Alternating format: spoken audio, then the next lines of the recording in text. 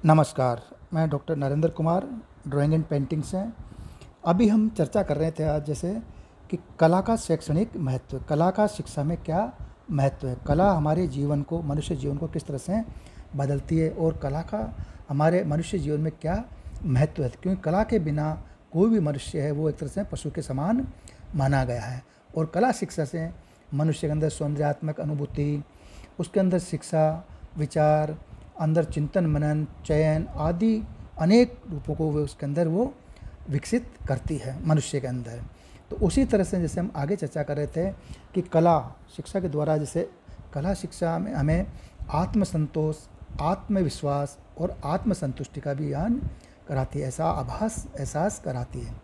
चित्रकला, मूर्तिकला, संगीत एवं नृत्य आदि कलाओं से हमारे अंदर आत्मसंतोष, आत्मविश्वास तथा आत्मसंतुष्टि जैसे गुणों को बल मिलता है। यानी कि कला कोई भी हो, चाहे चित्रकला हो, मूर्तिकला हो, संगीत हो, नृत्य हो, इन कलाओं के द्वारा यदि ये इनमें से कोई भी कला हमारे मनुष्य के अंदर होती है तो उससे व्यक्ति के अंदर एक तरह से आत्मसंतोष बढ़ता है, साथ ही उसके जो आत्मविश्वास है, कॉन्फिडेंस है, उसके अंदर वो बढ़ता है और आत्मसंतुष्टि, उसको एक खुशी और आत्मशांति, आत्मसंतुष्टि जैसे गुण का विकास होता है, गुणों को उसमें बल मिलता है।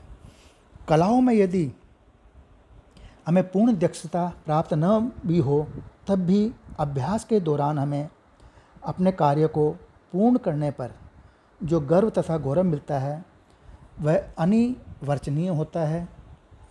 इससे मन की शांति और मस्तिष्क को विश्रांति मिलती है। यानी कि चित्रकला या कला के द्वारा, कलाएं जो भी है, चाहे वो चित्रकला है, मूर्तिकला, संगीत, नृत्य आदि, तो उनके द्वारा जो हमें आत्मसंतोष, आत्मविश्वास, आत्मसंतुष्टि के गुण जो मिलते हैं, उनके साथ ही हमें कलाएं पूर्ण दक्षता, यानी कि जो कोई कला के अंदर यदि हमें कोई पूर्ण दक्षता नहीं है, उसमें परफेक्ट नहीं है, तब भी अगर मान लो उसका हम अभ्यास करते रहते हैं और उसका जो अभ्यास के दौरान भी हमें अपने कार्य को पूर्ण करने पर जो गर्व तथा गौरव मिलता है वह अनिर्वचनीय होता है और इससे मन की शांति और मस्तिष्क को विश्रांति मिलती है। कला हमारे मन के आवेगों को, यानी कि हमारे जो मन के भाव हैं, विचार हैं, उनको शुद्ध करती है, उनको शांत करके उनमें नैतिक भावों को जगाती है। यानी कि हमारे अंदर जो शुद्ध है, शांत जो भाव, हमारे मन के जो भाव हैं, आवेग है, इमोशंस हैं, फीलिंग्स हैं, उनको शुद्ध करती है, शांत करके तथा उनमें जो नैतिक भाव है उनको जगाती है।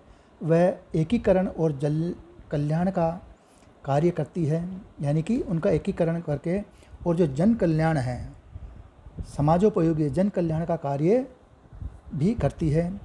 शिक्षा ये भी कार्य करती है, जन कल्याण का कार्य, क्योंकि हमारी कला जैसे हमारे मन के आवेगों को शुद्ध, शांत करके उसमें नैतिक भावों को जगाते हुए उनका एकीकरण और जन कल्याण का कार्य करती है।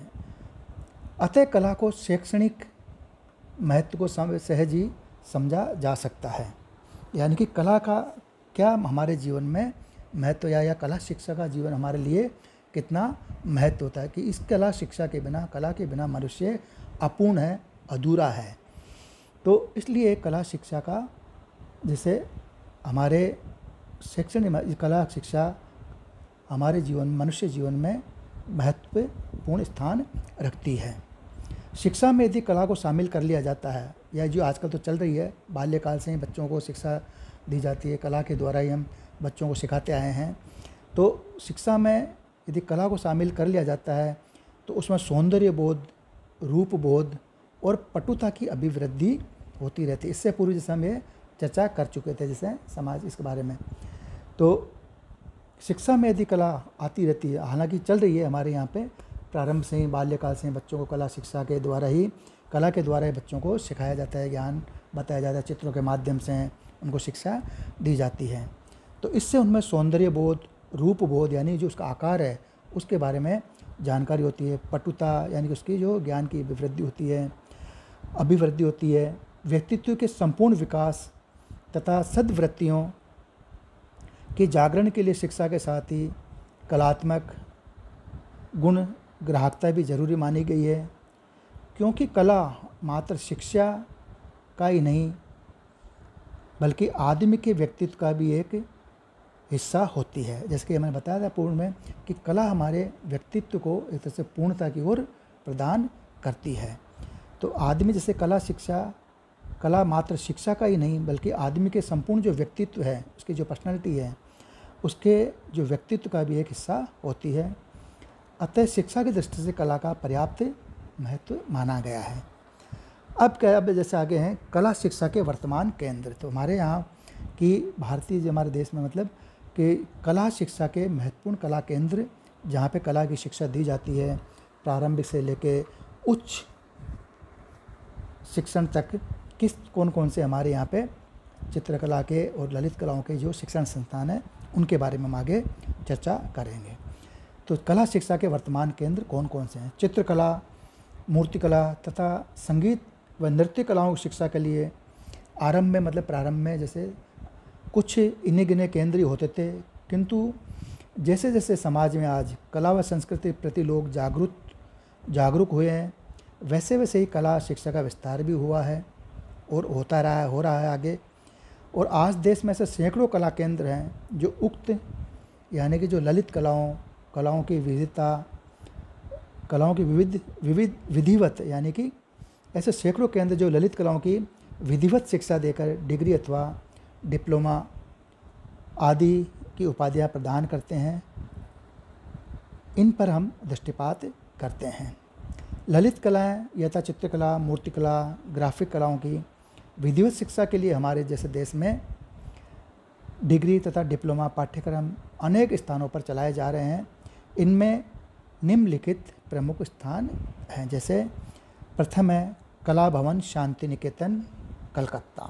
ये हमारे देश का प्रमुख कला केंद्रों में एक महत्वपूर्ण स्थान रखता है, जो कि पश्चिम बंगाल में कलकत्ता के पास में शांति निकेतन के नाम से, जिसे विश्व भारती शांति निकेतन कहा जाता है। दूसरा है sir J school of arts Mumbai. ये भी एक उच्च शिक्षा कला का महत्वपूर्ण कला केंद्र भारत में। कॉलेज ऑफ आर्ट्स नई Delhi, Rajasthan school of arts Jaipur, Rajasthan का ये महत्वपूर्ण कला केंद्र रहा है, राजस्थान स्कूल ऑफ आर्ट्स। उसी प्रकार college of arts and crafts Lucknow, Goa college of arts Panaji Goa, college of arts Chandigarh, college of arts and crafts Calcutta. उसके अलावा college of fine arts Palayam Thiruvananthapuram और वनस्थली विद्यापीठ जयपुर, ये भी कला शिक्षा का एक महिला कला शिक्षा का एक महत्वपूर्ण स्थान है। इसके अतिरिक्त देश के अनेक विश्वविद्यालयों में एमए तथा एमएफए व डिग्रियों के लिए कोर्स चलाए जा रहे हैं। इनमें प्रमुख विश्वविद्यालयों का नाम इस प्रकार है: चित्रकला विभाग बनारस हिंदू विश्वविद्यालय Banaras, faculty of fine arts MS विश्वविद्यालय बड़ौदा गुजरात, चित्रकला विभाग दयाल बाग शिक्षा संस्थान आगरा, कला विभाग देवी अहिल्या विश्वविद्यालय इंदौर, महर्षि दयानंद कॉलेज अजमेर यानी कि एमडीएस, चित्रकला विभाग महर्षि दयानंद विश्वविद्यालय रोहतक पंजाब, और चित्रकला विभाग पंजाबी विश्वविद्यालय पटियाला पंजाब, चित्रकला विभाग श्रीमती नाथीबाई दामोदर ठाकरसी महिला विश्वविद्यालय मुंबई, चित्रकला विभाग गुलबर्गा विश्वविद्यालय गुलबर्गा, चित्रकला विभाग उत्कल विश्वविद्यालय भुवनेश्वर उड़ीसा, कला विभाग वेंकटेश्वर विश्वविद्यालय तिरुपति, और कला विभाग केरल विश्वविद्यालय तिरुवनंतपुरम,